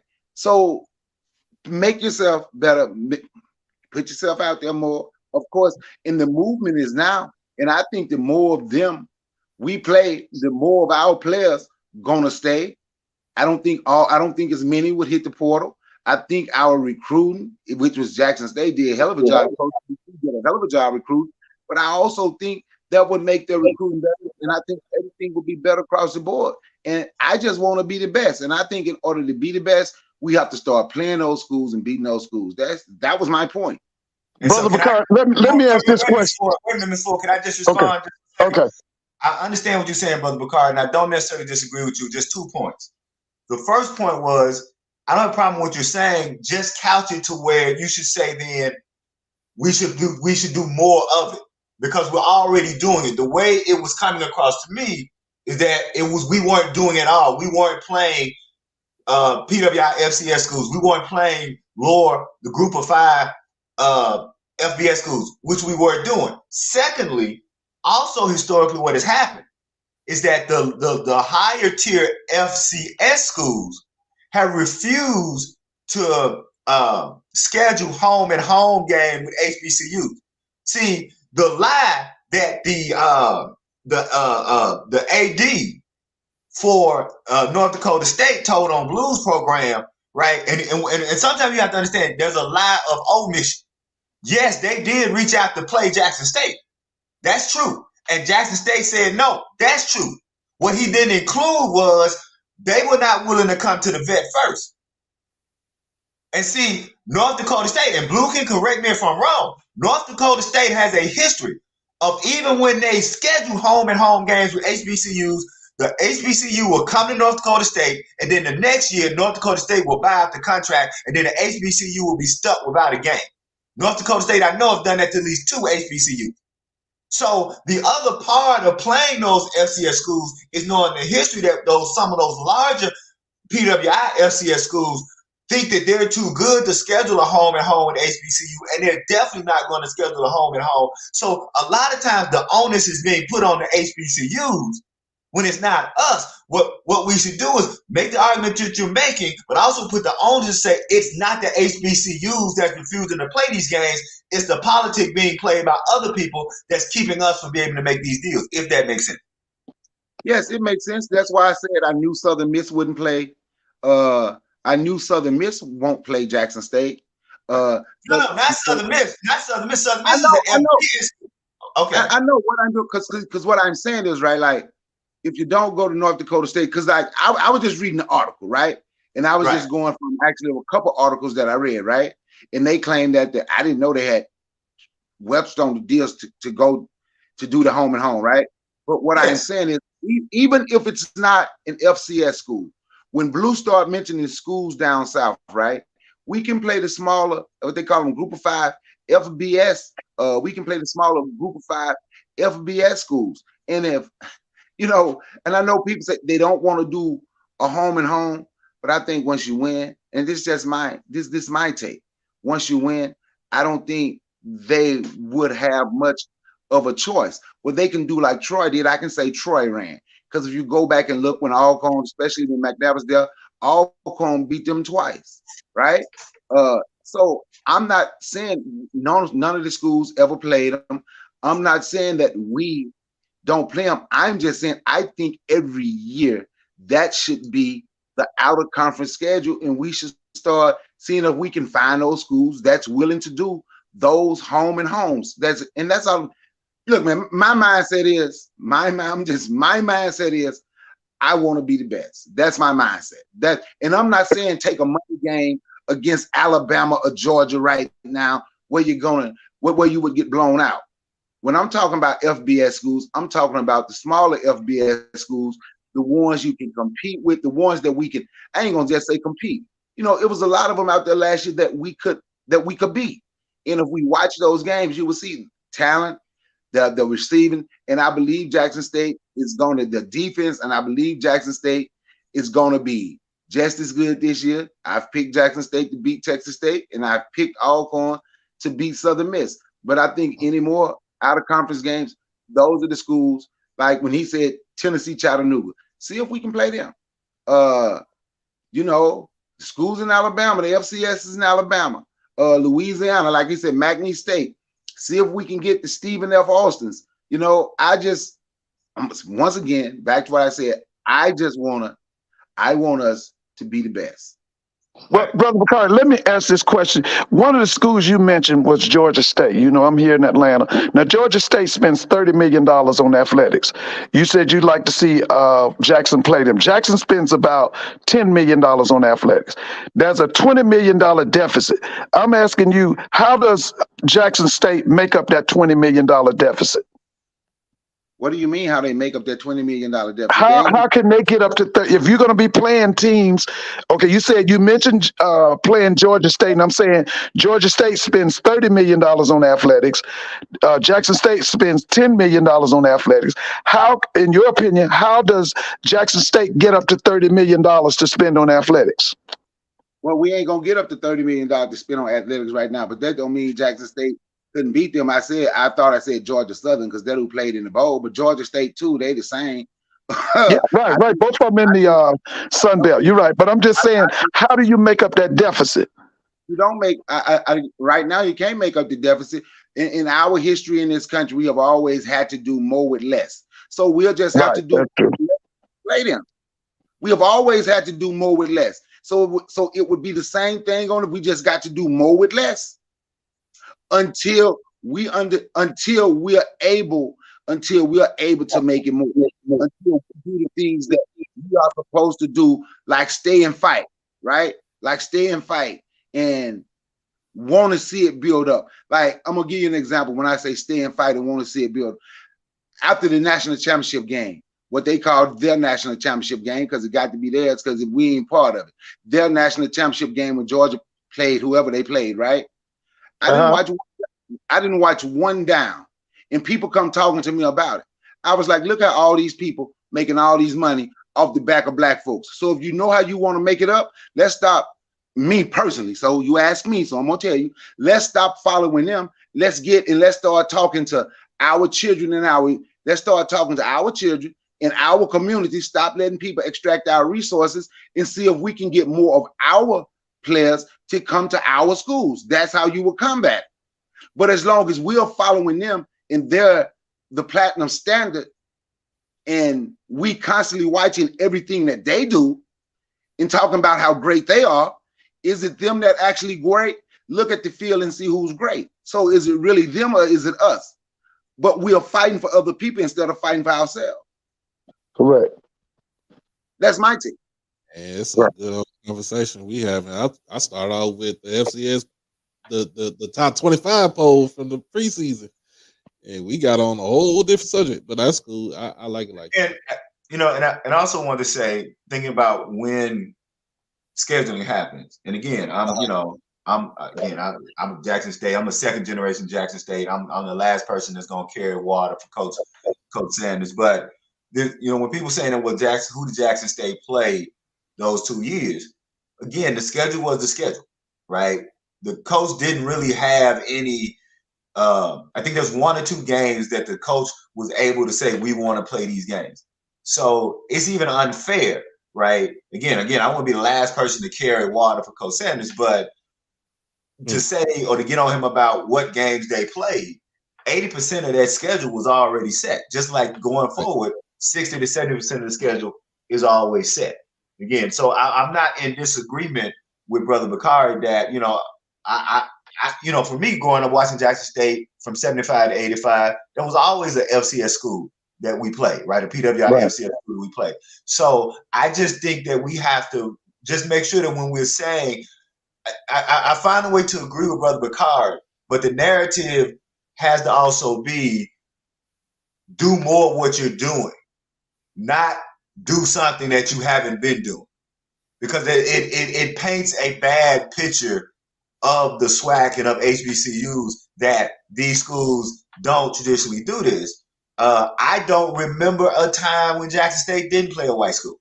Like, I'm trying to go through my head and remember all the seasons during the regular season that Jackson State didn't play a white school. Now, you're talking about, FCS. I was never down with the Delta State game because it's a D2 school, and you can't, if you beat Delta State, you still lose. So, but that is what it is. So I just wanted to say that just go check our season. We've always done it, but again, I agree with you, Brother Bakari. We can do more of it. I just want that to be the discussion. Let's do more of it. Okay, so that other people outside our community are not able to say Jackson State doesn't want to compete, or black schools don't want to compete, or they just want to be the best of themselves. I'm gonna say this. I'm gonna say this, Doc, and then I'm gonna jump off because I see Miak Mack and Russell Haynes in the chat, and so I'm gonna just say this and I'm gonna get off. You know what I realized, Doc, about Miak Mack and Russell Haynes. I realized something about them. You know what they are? They must be. You know what? They must be what I call trans fans. You know what I call them trans fans?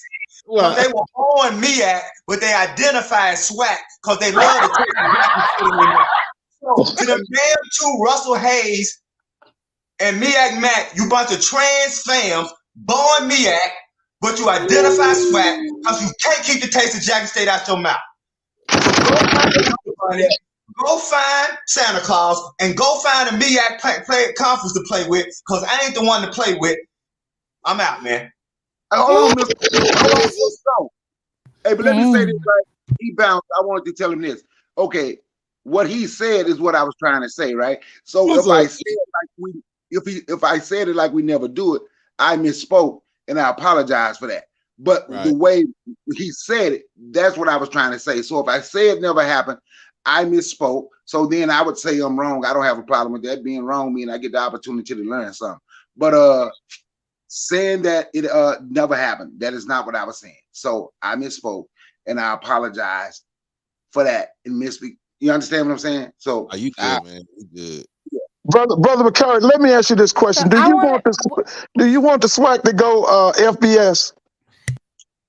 Yes, I think there's some teams in SWAC and MEAC that are ready for FBS. Okay. All right. Hey, Simona. Hey, how you doing? So I just wanted to quickly dispel this narrative that FCS schools need to play FBS schools because X, Y, and Z. Can you pull up that? What you got for us? I just want to look at it. You got. So this is Grambling State. This is an example. So they played Southern Miss. They play Houston. They play Arkansas State.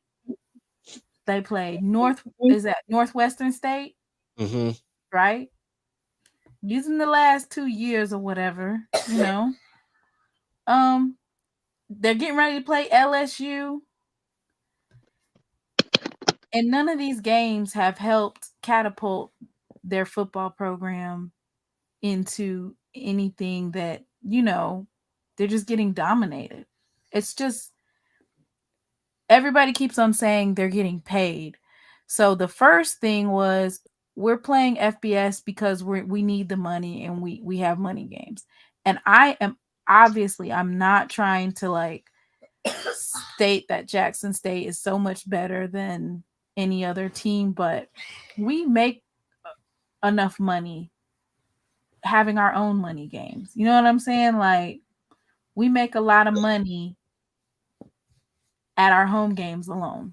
If we had 2 more extra home games, we would be straight. We don't need the money game. We don't need for them to pay us the money. And then after everybody revealed how much money that folks was actually getting from these games, there wasn't no money.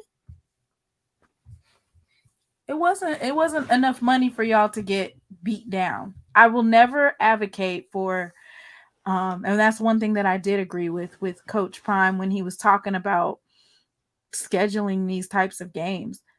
You're already at a disadvantage because you have 63 scholarships to their 85. But to me, in a sense, though, I'm gonna push back a little bit. He was ducking some smoke. He was ducking what smoke? Didn't Mr. McGinnis just state that North Dakota State refused to do a home and home, as in they refused to come to Jackson State first? I mean, well, no, the reason why I'm gonna say this is the reason why I say he was ducking that smoke, because the main thing for with Coach Brown when he was here was to make Shedeur look good. Is to make Shedeur look good to go to the NFL. That was the ULM game, like you said, the ULM game that was already scheduled 2 years prior. It was if James Houston, was it James Houston that was ejected? If he wouldn't have been ejected, I promise you, we would have won that game. And if we would have had better kickers. So my thing is this: it's still kind of I don't understand what smoke he could be ducking if the schedule's already made 2 years in advance. How is he ducking smoke? And if Mr. McGinnis just said that North Dakota State refused, you want to know why? In the FCS playoffs, I can pull that up as well. Whoever has the home game in the FCS playoffs, they have a 90% win rate. So if you have the home game, and I think Blue can probably state the actual percentage, but I know it's above 90%. If you have a home game, you're 90 to 95% likely going to win that game. So that would basically validate that notion that you're not allowing HBCUs to host the game. And if you know that there's that type of percentage rate, then you know that they're going to lose. I mean, I understand what you're saying, but I understand what you're saying. But to me, I'm just saying this is my opinion. Everybody has an opinion. Everybody has their own opinion. We can all agree to disagree. My thing, this is what I saw. And I'm coming off, I'm being unbiased, and I'm taking off my Jackson State lens, y'all. His whole thing was to get Shedeur, try to get him to the NFL draft. That's his whole thing. So if you don't play a team that you think you don't play somebody that's going to beat you. You don't play somebody that's going to dominate you. So you go out and schedule, even though, like I said, yes, those schedules are made 2-3 years in advance. I'm saying, to me, it was a smoke duck, but like I said, we ran the Swac for 2 years. We gonna do it again for the 3rd year in a row. FAMU is going to be number 25 in the preseason poll. Jackson State number 19. North Carolina Central 13. North Carolina Central is the hunted. We are the hunters. So that's how I see it. I mean I understand where you're coming from. I'm just So, saying. so do you think that the Texas State game that they scheduled that's not? I mean, if you No, that think would not. about it No, that Texas State logistically, game. No, how that long Texas does State it game. take? It's not. It's not. It's not ducking smoke on that. I like good competition. I How don't does want. how long do you think it takes to build a program? And if you're building a program from scratch, do you schedule a game with somebody whose program has been built for a decade? If you are just now coming in, why would you schedule, even though these schedules were already set years in advance? So he didn't duck any smoke because he didn't schedule it. But I'm saying, why would you, if you're trying to build your program, why would you automatically go ahead and get a game with North Dakota State, who's getting ready to basically go FBS and has been dominant? Why would you do I that? ain't That going wouldn't no. even be. I'm gonna push back on that. North Dakota State ain't going no FBS. They gonna stay where they at because they are the big fish in the small pond. They would. They don't want to. They don't want to do it because they know that they don't want to go FBS because they know that they can dominate the division that they in right now. I just see people in the comments. They said it brings money into the school playing when we They just $300,000 is not any type of money to Jackson State, who clears 2 to 3 million on their home games. Now, not that's without taking the expenses out, but they're gonna make at least 2 million with everything involved. So 300,000 is not that much money. I mean, it's not that much money, but and then too, you're also paying to bring your bands, whatever you're gonna do, to to those places. I'm saying like I'm just saying like this, like people saying well North Dakota State or South Dakota State they could go FBS. They probably can go FBS, but they not gonna go because why they are the big fish, they are the big dogs in the yard in this division. Because remember, it's like a subdivision. It's still a division. FCS, FBS. They are the big dogs in the FCS. South Dakota State is the big dog right now because they won the national championship in the FCS. So they ain't trying to go up to no FBS. They don't want. It's not saying they don't want them problems. They just know where their niche is. Their niche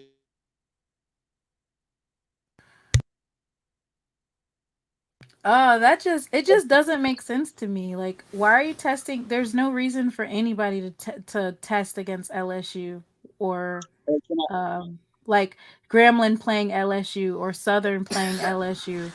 There's no reason for you to test anything. You know you're gonna lose that game, or for FAMU to go against UNC and sorry about that, y'all.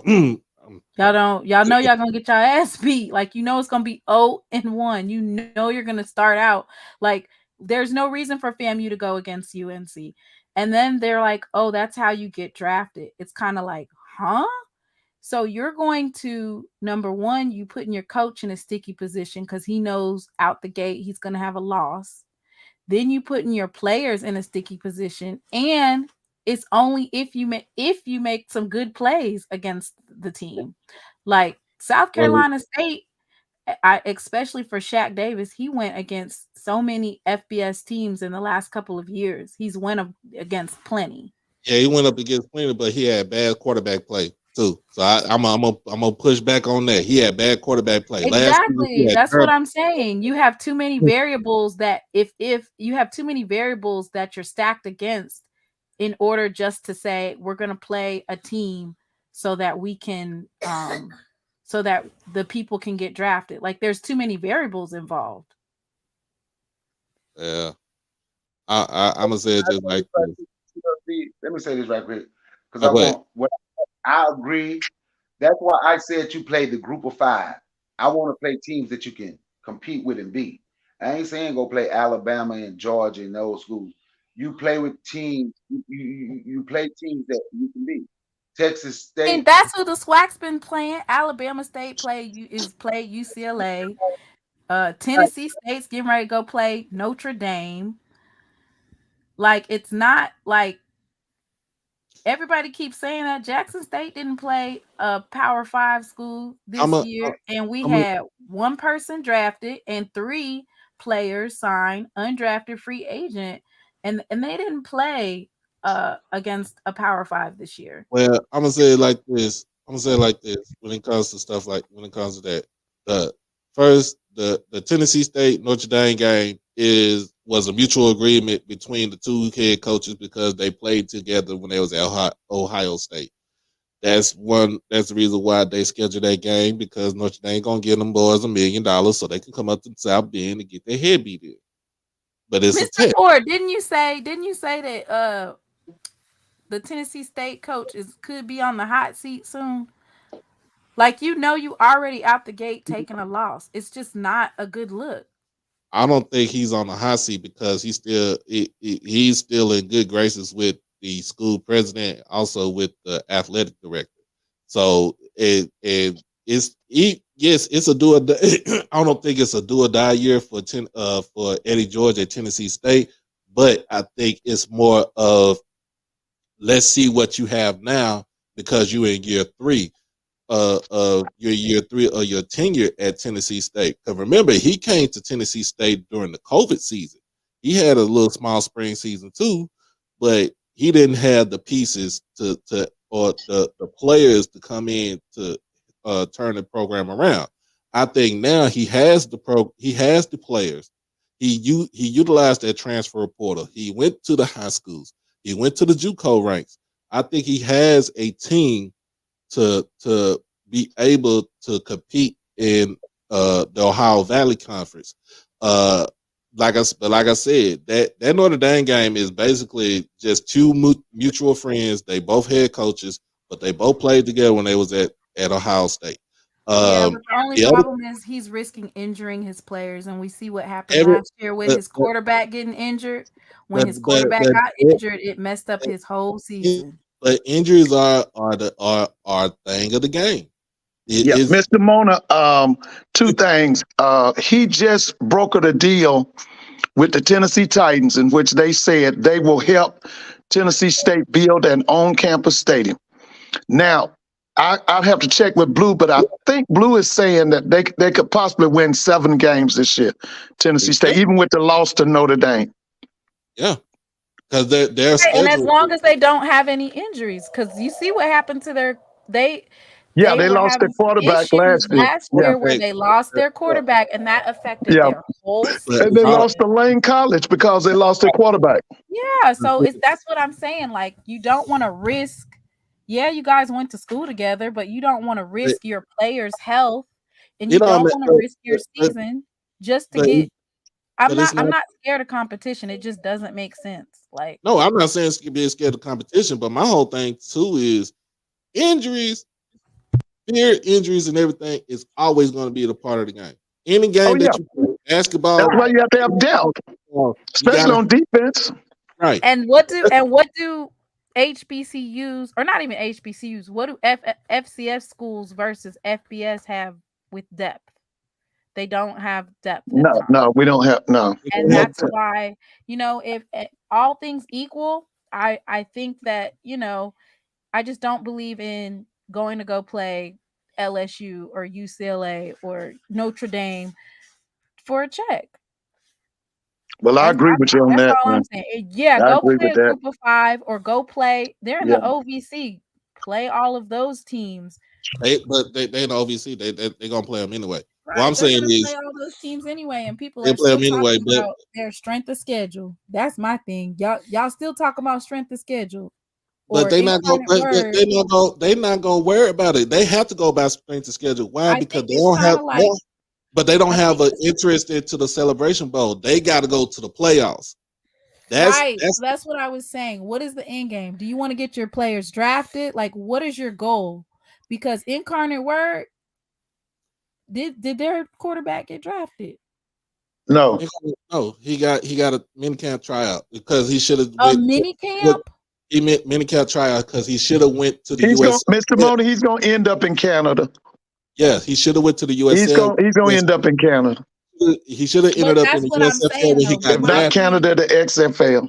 Incarnate Word is a team that everybody's screaming about. Hey, y'all need to play those type of teams. That's how you're gonna get your players to the NFL is playing Incarnate Word, or hey, you need to play, like they'll tell us that we need to play these types of teams, and yet their quarterback, regardless of, he didn't even get a UDFA.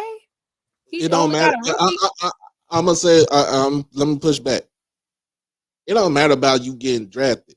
The main thing out there is, can you win football games? Especially in the case of Eddie George at Tennessee State. Can you get us over the hump? Can you win the OVC? Can you get us either an at-large bid or a automatic bid into that playoff? For the rest of us, is either can we win the Swac in the MEAC? Can you win the MEAC? And can you get to the Celebration Bowl? But we can. This would be a whole nother conversation. We can do this on Saturday.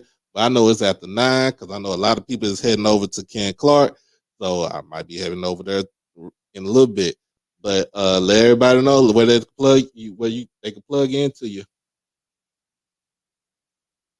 Oh, I'm gonna go live tomorrow, with a former Jackson State player who he signed with a undrafted free agent contract. So I'm gonna have basically just a little talk so that they can share their experiences and give some insight on what it means to sign one of those, why sometimes it can be more advantageous than getting drafted in the 6th and 7th round. All right. Tomorrow I'll be on tomorrow night. I'm gonna have the Book of Isaias on the show tomorrow night. So y'all tune in. We'll be in. I'll be on time, y'all. I think this was good. It was a good show tonight, and I know everybody's heading over to Ken Clark. He's just starting up. As always, this has been another episode of HBCU Tonight, which is in partnership with HBCU OverDrive. If you haven't done it by now, make sure that you like, comment, share, and most of all, subscribe. Hit that notification bell to get everything HBCU OverDrive. Also, check out weworkforeverything.org to get everything that you want to get. Also, support the brother, Black owned, and try to get them up, trying to get them out there. Other than that, as always, y'all be blessed. Y'all stay safe. Y'all stay dangerous. I will talk to everybody, see everybody tomorrow. Peace out.